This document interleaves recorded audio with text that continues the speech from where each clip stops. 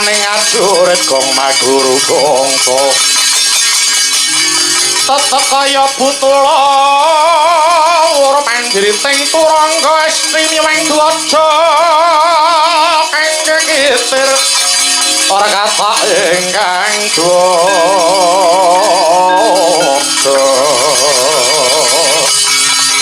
dwaja lelayu sepit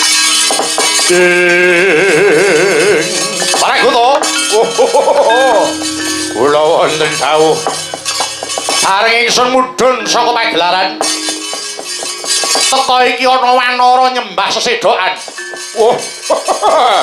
wah ketingalipun wanara nika kebak marang Tata Krama menawa coba tak dangune wanara iki semangga mengko wanara putih marang aku kowe iki kethek saka ngendi lan sapa jenengmu inggih sinuwun katepangna kula pun Anoman dene kula rumiyin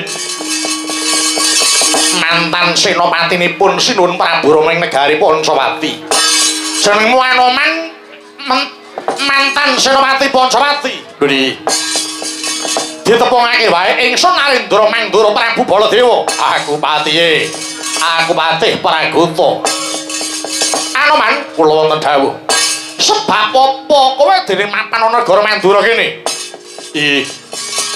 mugi andadosna kawuningan sinuwun Ratu Gusti kula sinuwun Prabu Rama sampun murut ing kasedan jati sinuwun Prabu Rama menika titis Sang Hyang Bathara Wisnu Dewa ingkang menang reksa jejeg ngadil tuwih leres sak surutipun sinuwun Prabu Rama manut pawarta ingkang kula tampi Sang Hyang Bathara Wisnu manitis dhateng satriya ing Mandura kekasih Raden Narayana mila sinuwun sowan kula wonten negari Mandura kula kepengin sanget suwita dhateng Raden Narayana tetela titis Sang Hyang Bathara Wisnu wah lah dalah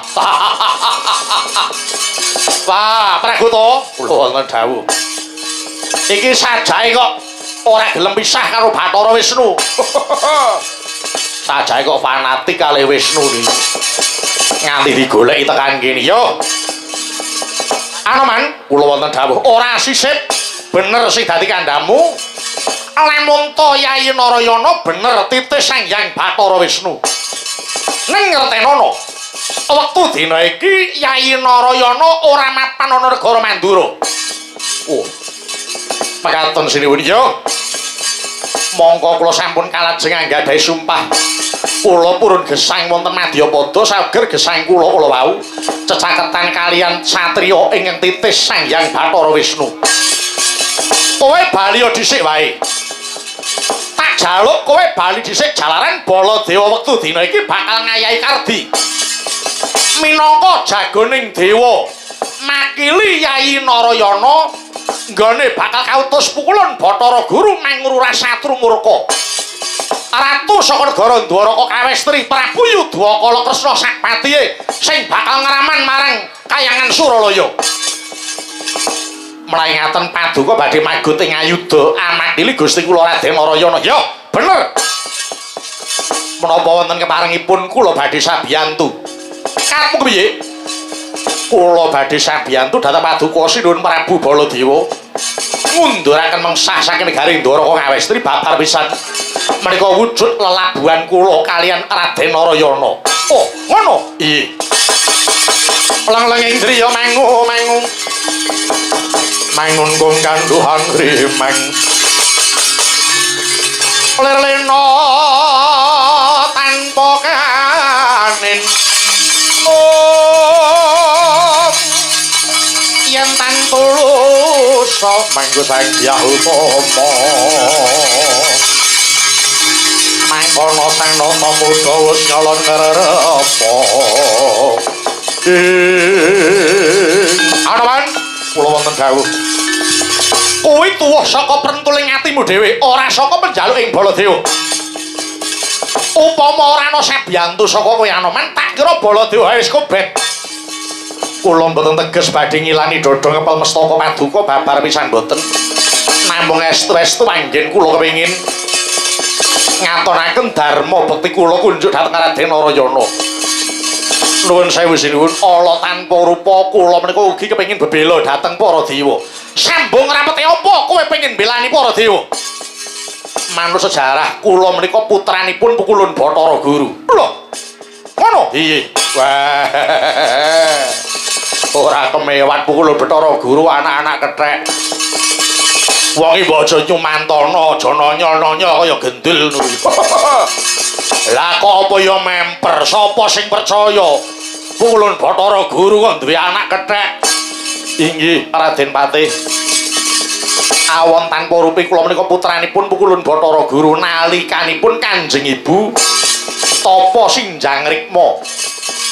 Kanjeng Ibu Paman Sugriwa Paman Subali sami rebutan cupu manik Astagina. Lajeng dados wujudipun sendang. Sami madosi dhateng icaling cupu kala wau sinten ing sesenggolan kalian toyane sendang dados wanara. Rikala semanten Kanjeng Ibu Anjani namung ngraup kemawon. Mila pasuryanipun dados wanara, epek-epekipun dados epek-epek wanara. Gusti badhe paring pangapunten menawi Kanjeng Ibu Tapa Wuda Sinjang Rikma. Rikala Kanjeng Ibu Tapa Nyandaka Pukulun Bathara Guru mangejawantah nyumurupi Kanjeng Ibu Tapa Sinjang Rikma.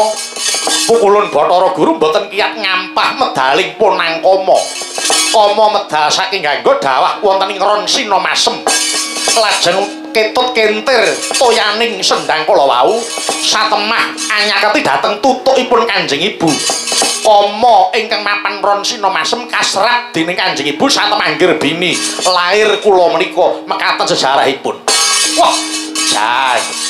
Arep wanara anak dewa. Lah iki dewa kowe ora dewa cepete lho. Pimpinane dewa. Ya, yen pancen mengkono tak tampa. Tak tampa pambiyantu Manoman. Mula kang saka kuwi dina iki ora sandadak ngenteni budhaling para wadya blayuh. Budhal kelawan Baladewa minangka dadi cakuning dewa. Monggo kula dherekaken sini.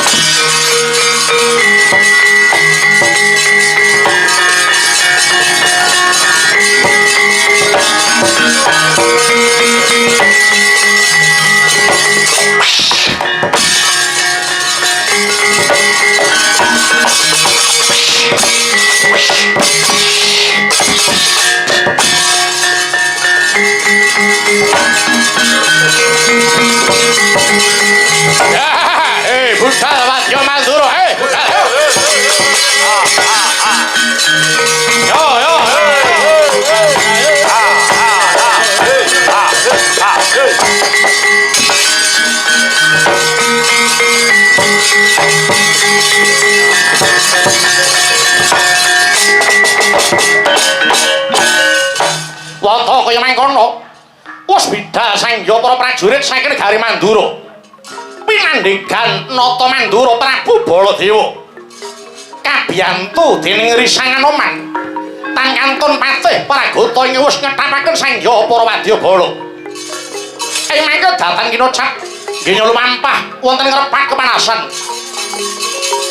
Mangke gemelar wonten ing repat kepanasan jerengane wadyabala saking Dwaraka Kawestri. Sahni Palwaka siking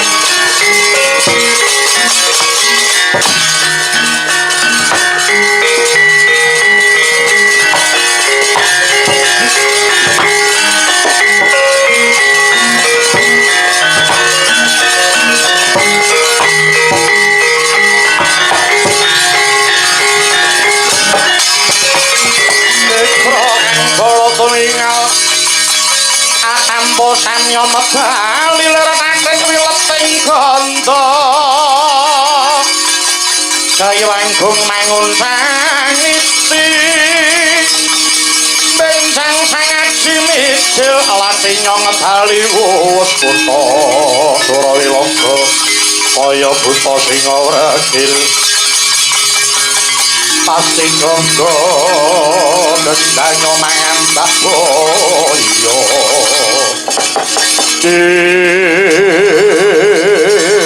kawula nuwun Yanapati animbali kula Adipati Krerean saking negari Dwaraka Kawestri wingking saking Kadipaten Kencing Barung pami kula pun Adipati Sasra Yaksa Cemadong dawuh nadyan kula semanten ugi kula Adipati saking Guwa Barung nami kula pun Sasra Diyu Cemadong dawuh nadyan kula semanten ugi Yanapati kula ingkang abdi kula pun tumenggung Jaya Pudenda Cemadong dawuh kula pun tumenggung Mentrugena Cemadong dawuh kula pun tumenggung Kumandang Garba Cemadong dawuh kula nuwun tumenggung Kala Gambira Muka Cemadong dawuh Madyan kula semanten ugi kula Cemadong dawuh Yanapati kula pun siwa dada nyadong dawuh manggota kabeh para kadang-kadang kulan sira Adipati Krereaning Sinuwun Prabu Yudakala Kresna nggih wonten dawuh dina iki sira pacak baris ana ing repat kepanasan tak jaluk gawemu Sinuwun Prabu Yudakala Kresna kepengin banget sinembah Triloka Tri kuwi telu loka kuwi jagat kepengin sinembah jagat telu siji jagating dewa loro jagating Gandharwa kaping telu jagating menungsa mula kanthi cara bedah kayangan Suralaya iki dadi sarana ngetokke marang kadigdayaning Sinuwun Prabu Yudakala Kresna aja kongsi disepelekke marang sapa wae ingkang dadi kersane Sinuwun ingkang sepisanan sing bakal dibedah ya kuwi kayangan Suralaya. Piye? Kula sagah Raden. Sampun kula seramaken gesang kula kunjuk dhateng Sinuwun Prabu Yudakala Kresna. Pejah kula lampahi Raden. Ya. Mula kang saka kuwi aja wedi kangelan. Yen ta ana rame dudu rame para dewa ora ngulungake kayangan Suralaya. Aja dadak padha kokean pitung kayangan Suralaya digawe sungsang bawana balik. Kagiat risang kapirangu. Prinangdul kinembet ambe. Dosang reknening bawana. Ya situ kang walang ati, ya situ kang sing tiat. Ya situ kang kudu garing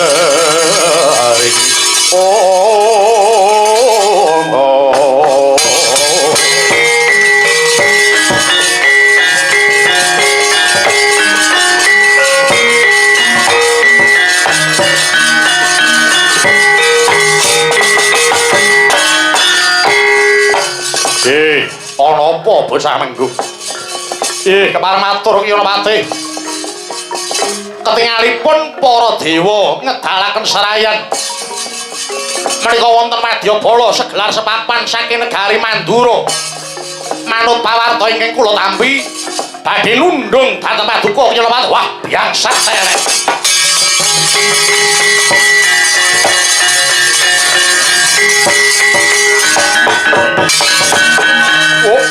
ladalah ngenteni marang wangsulaning dewa tinemune dewa ngurung jago iring kuning dewa duwe jago kene nyingkirake Madyabala saka Dwaraka Kawestri bocah menggung kula wonten dawuh mara metu njaba perintahna Madyabala saka Dwaraka Kawestri methuke sing dadi serayaning dewa. Lho dateng sedika ngestaken dawuh ki lho Pati. Kumerkang bala lumaris budal ingkang wadya bala sing nasri gegamane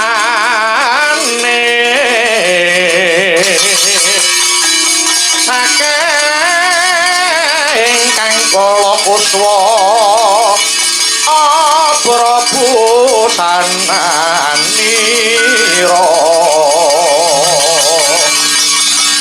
pranyata wasiriti nulu pindha panjraning puspita kapiyarsa swaranipun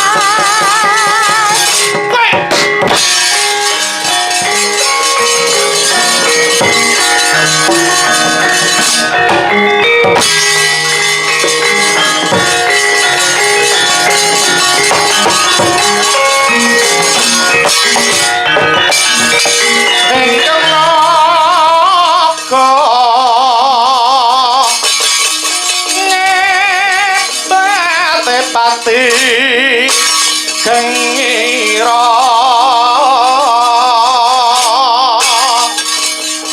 rekalanira nguni naga makikian katon galakku melap wisanya nampak isih manaut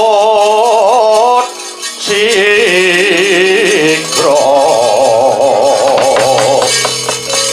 marang risang bayu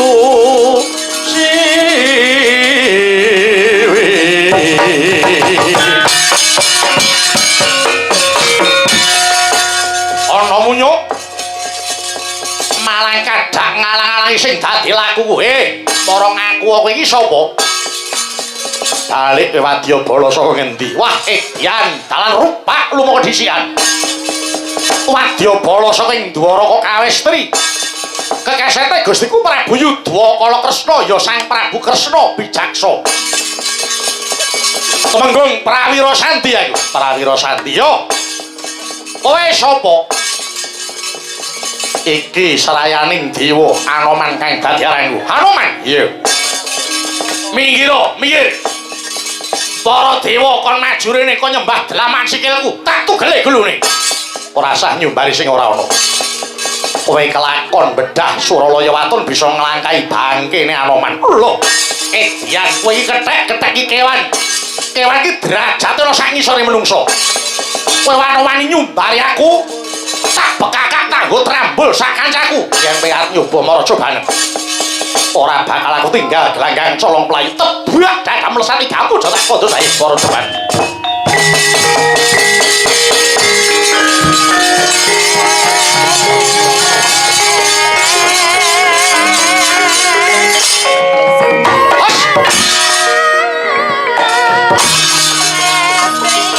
semangka hanggro susumbar hop pesian hop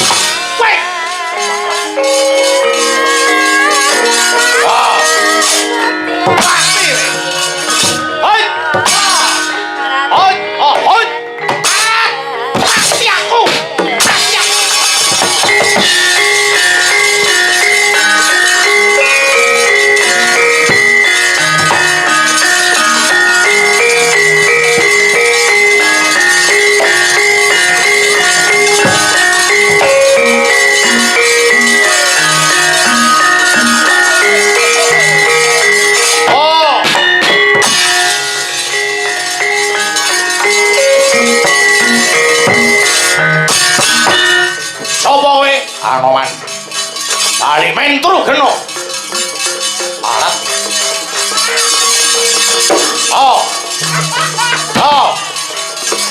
as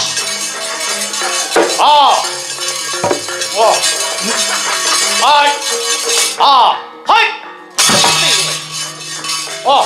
ora apa-apa ora wis kan ndak apa-apa ora asik kowe hai parat oi woi pasti aku yo iya pasti aku iya woi yo woi dia woi yo dia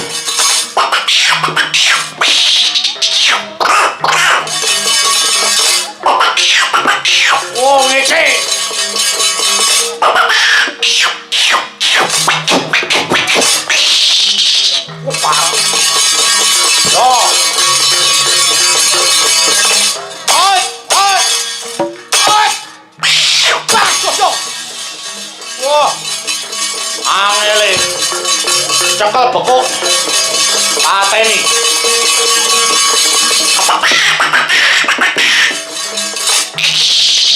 wah wah yo awas yo awas wait yo hot wait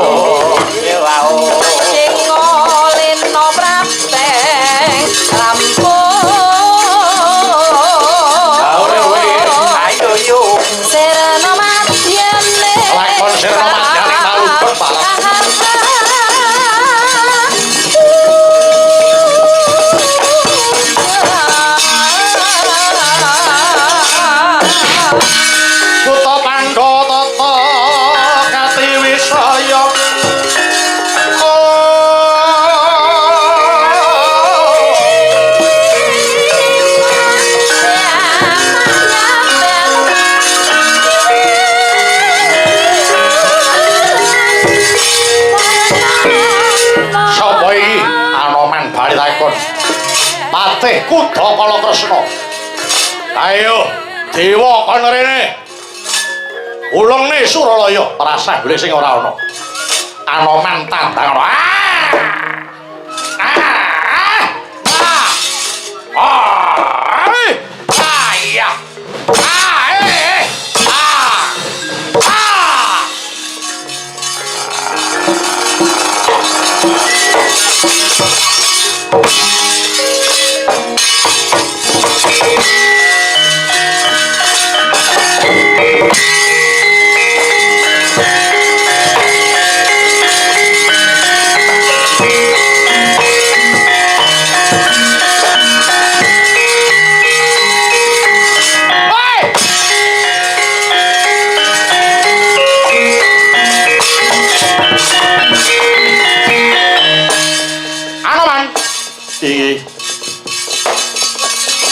Kae suarane apa?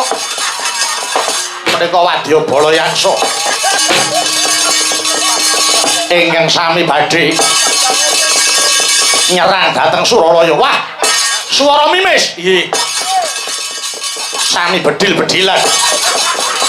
Parah. Anoman wonten dawuh. Kok nganti kowe mundur iki sebabe apa? Inggih sinuwun. Ngantos lena ing areh kaprayitnan kula kawon kalian buta ingkang magut ing Rananggana. Ana buta maju. Iki sapa jenenge?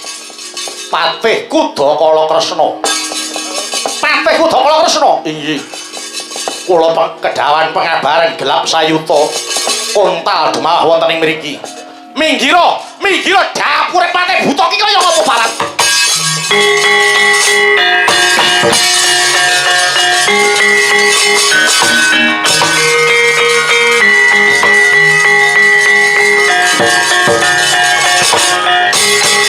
Ya bismillah. Aja ngali-ngali mandune Baladewa. Ana buta murang tata manowani gawe perkara maju rene. Ketandan bantenge tanah Jawa ora nganti sak banyon ilang nyawamu Pak.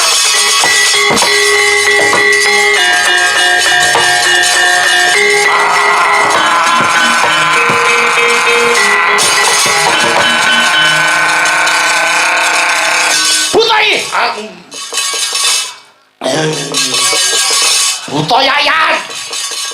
Hei! Buta Yayan metu. Iki sapa ta iki? Kowe iki sapa? Ora ngerti apa-apa kok bengok-bengok. Ngaku. Ayo, ngaku sapa jenengmu? Kowe takon karo aku. Iya. Lek nomor mripatmu gateno gobokmu. Nata Mandura Prabu Baladewa, Halayudha Karsana, Kakrasana, Kusuma Walikita, Wasi Jalatara. Hei! Aduh. Sapa mangan gedang ra nggon mleseti wong. Ayo! Ayo, mara ngaku. Kowe sapa? Weh, durung ngerti jenengku. Gung. Gung.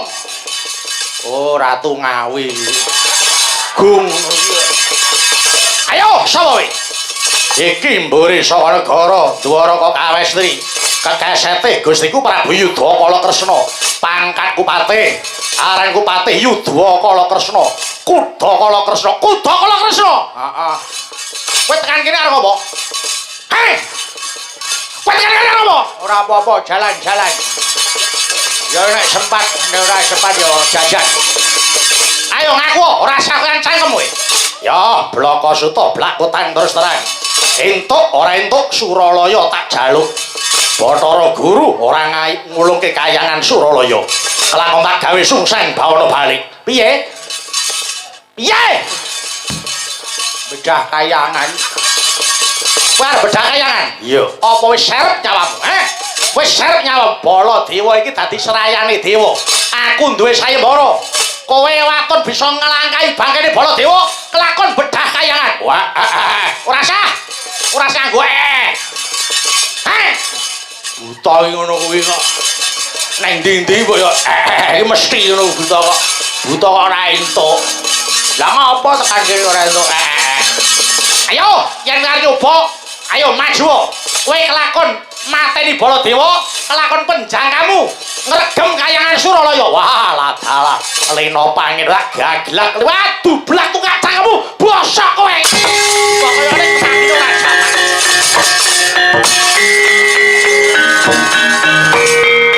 Ya ampun. Ayo. Tai. Madhep rene. Ngatomo.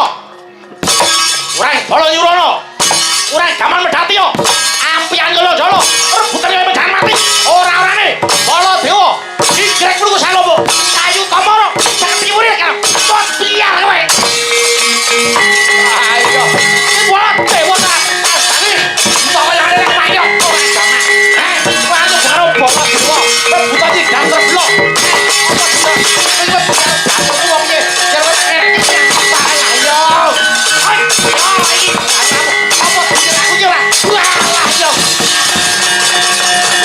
Ayo, iki gambare Baladewa.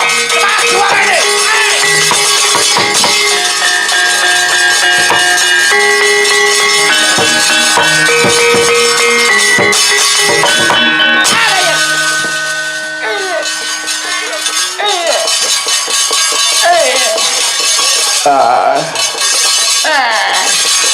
Ayo.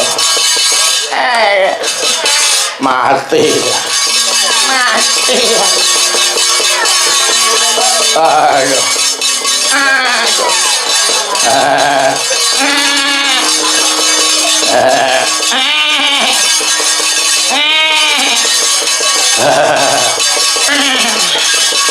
Cik. Gak. Mati kok ya-yaan. Lagi orang tengok-tengok gelundungnya nyemplung kali. Alah yo. Syukur matilah kau. Nek kancane mati ora digugah. Mah. Udah dhewe-dhewe. Penyi. Mongsohmu sapa? Mongsohe Baladewa. Dikapake komplit. Kaya wong jajan. Pesuwi didak-dak didoni. Alah yo. Ora tok males. Ora gelem gentenan kok males.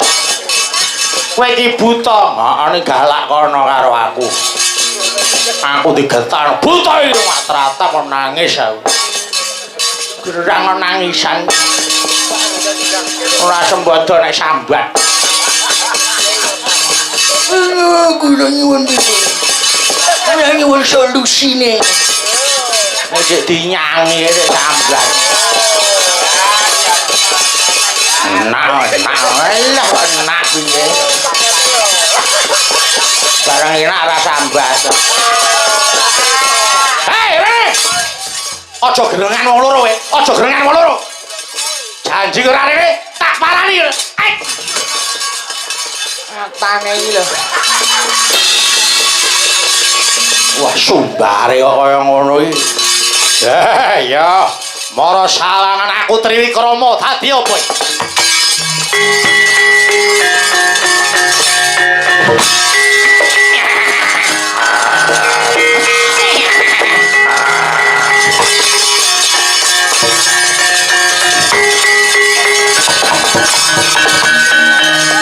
Prabu Baladewa.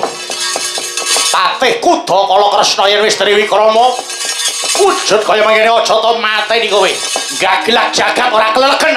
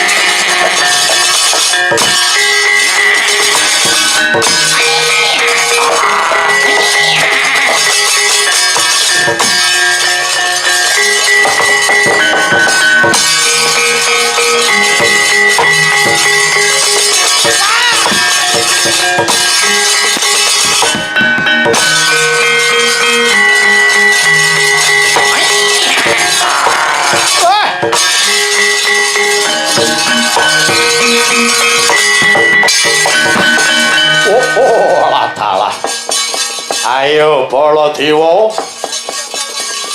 Ora nggondro pira kekuwatanmu, Patih Kudakala Kresna yen wis gelem triwikrama. Sapa wae ora ana kang bisa mapaki kasudibyanku. Ayo para dewa. Ora enggal tok ulungke kayangan Suralaya. Tak ora arek Suralaya.